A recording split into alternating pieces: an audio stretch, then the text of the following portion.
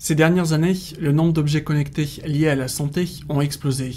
Et la raison est simple, les capteurs qui en sont à l'origine, les biosensors, sont devenus de plus en plus abordables, mais surtout de moins en moins intrusifs. Le parfait exemple est le Max 3002 du fabricant Maxim, 3 mm sur 6, capable de mesurer votre pulsation cardiaque et votre concentration de dioxygène. Pour comprendre comment ce type de capteur est capable de connaître deux informations vitales sur notre état de santé, il faut s'intéresser à une composante très particulière du sang, l'hémoglobine. C'est une protéine de nos globules rouges qui est responsable du transport de l'oxygène, et sa particularité, c'est une métalprotéine.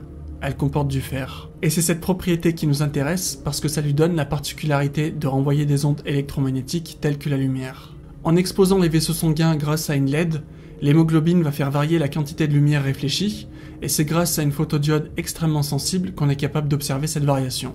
Alors je vous l'accorde, ça peut paraître complètement invraisemblable qu'une photodiode soit capable de mesurer une quelconque variation d'un flux sanguin. Alors pour tester cette théorie, j'ai conçu un module utilisant l'une de ces puces. Le circuit intégré est composé d'une cellule à très haute sensibilité et de deux LEDs intégrés, dont l'une est rouge et l'autre infrarouge. La puce s'alimente en 3V3 et nécessite donc un level shifter pour s'interfacer en I2C.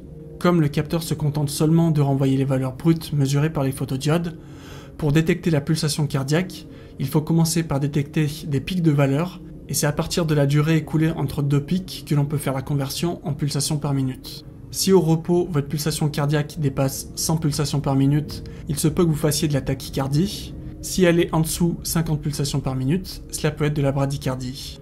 Calculer l'oxymétrie, c'est-à-dire l'efficacité de nos globules rouges à transporter le dioxygène, c'est plus compliqué.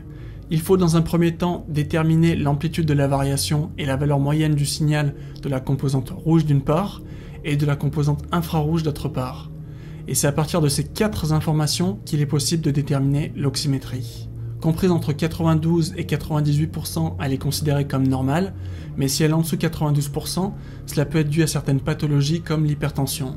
Comme à chaque fois, merci d'avance à tous ceux qui souhaitent me soutenir en se procurant le module directement depuis le site d'Arduino.cc.